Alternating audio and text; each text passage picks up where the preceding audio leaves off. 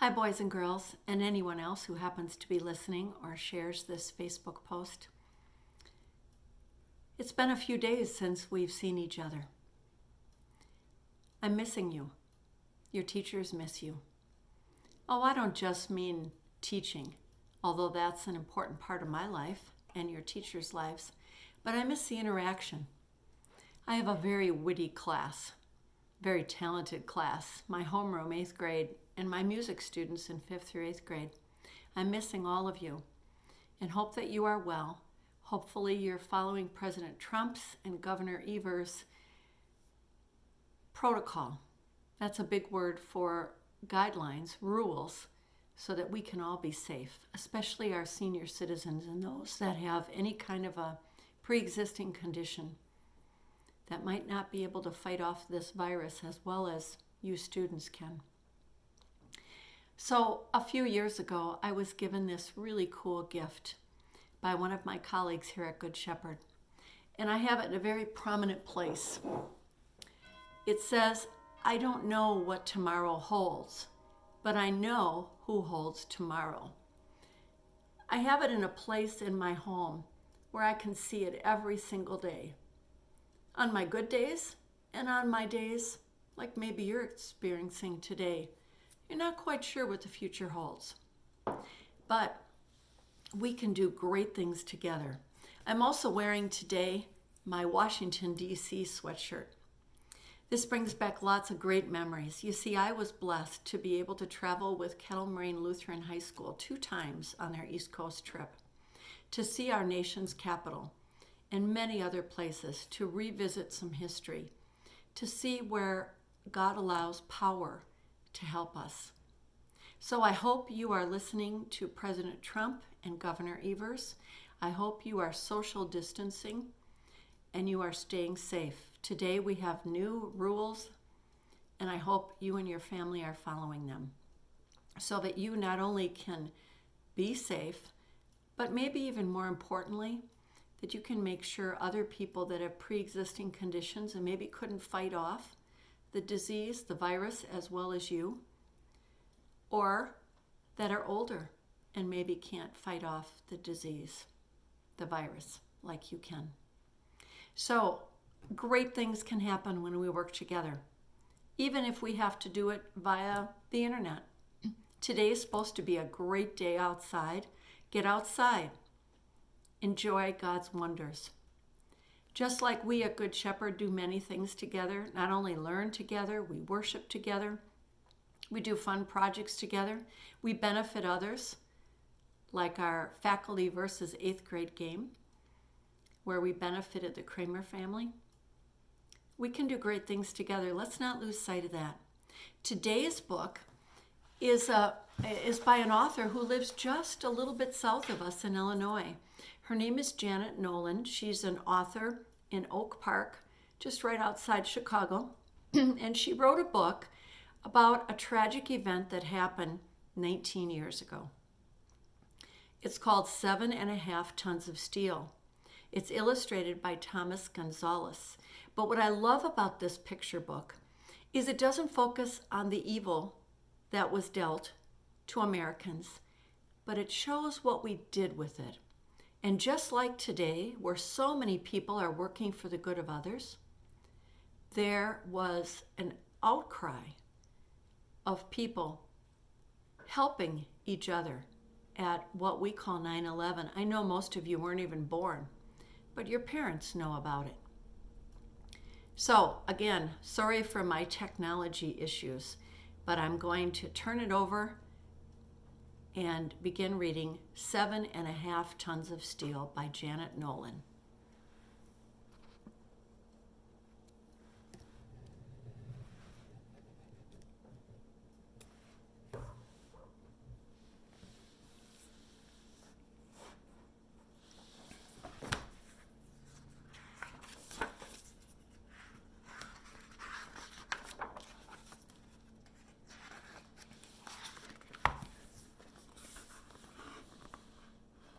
This is what this story is really about.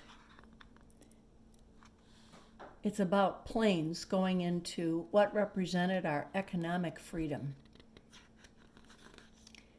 planes that were headed to hurt people. But as always, God looks out for his people. Oh, it's not always perfect. It's not always without pain.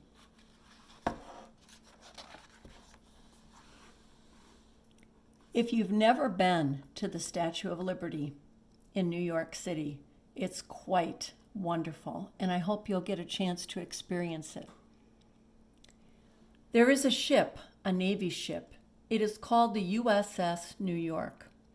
It is big like other Navy ships, and it sails like other Navy ships. But there is something different, something special about the USS New York.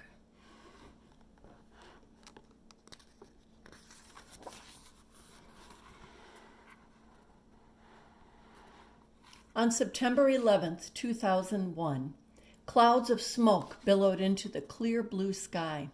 The World Trade Center towers came down. Almost 3,000 people lost their lives.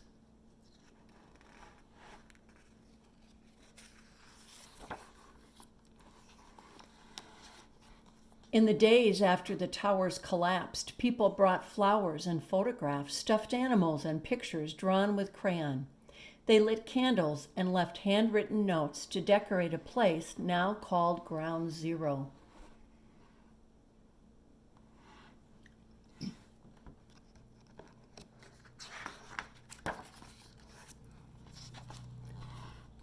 For weeks and months afterward, people cleared away metal and stone from Ground Zero.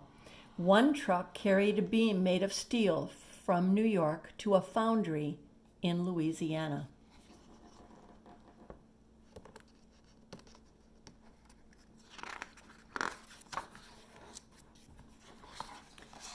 Workers heated the beam to a high temperature. Steel melted into liquid. Molten metal, bright orange and fiery red, was poured into a mold. It took 4 days to cool.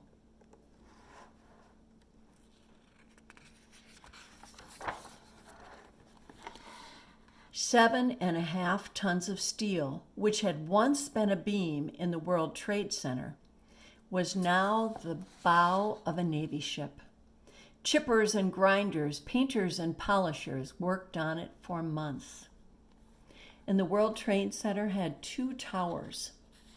Again, it represented finances, big business in the United States.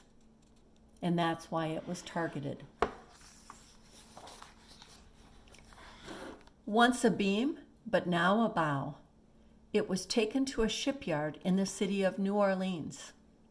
Shipbuilders, engineers, electricians, mechanics, welders, carpenters, painters, and plumbers worked together to build the USS New York.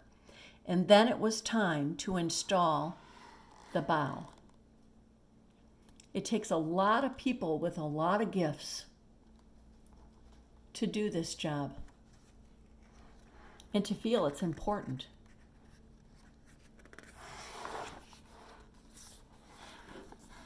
Shipbuilders stopped their work and came to watch. Draped in an American flag, 7.5 tons of steel were lifted by a crane and welded into place on the USS New York.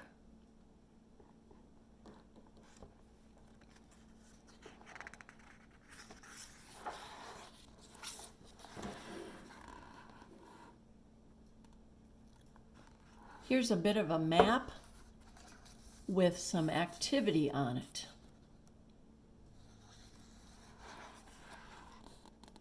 Out in the ocean, a storm started to swirl.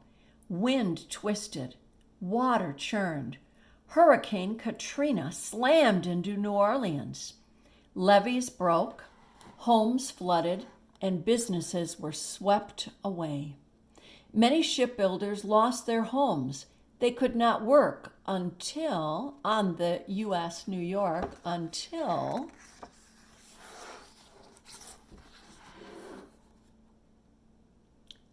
Camp Katrina was built. Look at all those craftsmen and women. Now the workers had a place to live. They could continue building the ship. People working together, students. Finally, the USS New York was finished, but the mighty ship still sat on dry land. Inch by inch, using skids, grease, and hydraulic lifts, the ship was put into the water. It was the biggest moving object on the earth that day.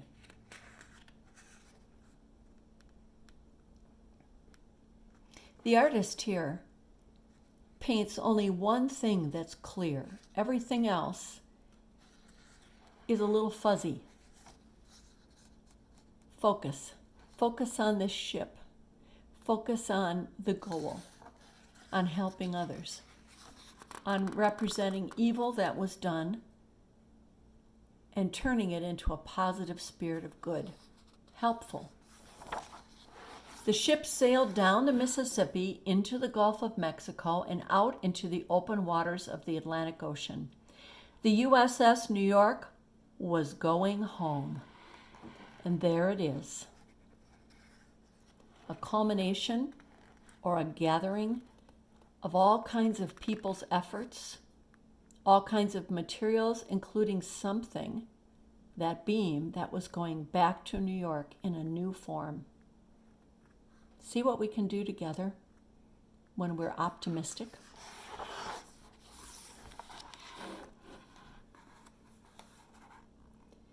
The USS New York sailed past the Statue of Liberty and came to a stop across from Ground Zero, the site where the World Trade Center towers once stood. There was silence on the water. There was silence on the land. The silence was broken by a 21-gun salute.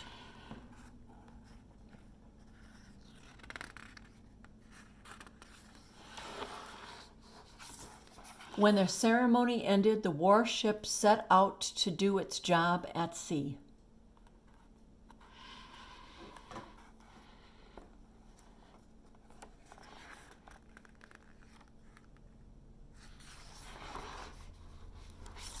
There's the Statue of Liberty, standing for all to see. On September 11th, 2011, the 10th anniversary of the collapse of the World Trade Center towers, the USS New York returned home. The men and women at the United States military services lined the rails of the ship. People came from all over the country and around the world to see the ship that bore the crest, "Never Forget." The U.S. New York is part of our American history wherever it sails the high seas. Its bow cuts the water. 7.5 tons of steel lead the way.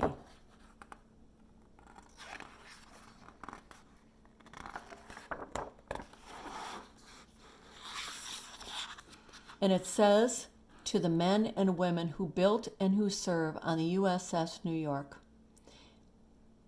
That's from the author. From the illustrator, I would like to dedicate my work to my family, to our founding fathers, and to all who perished on 9/11. You see the symbol stands for freedom, working together.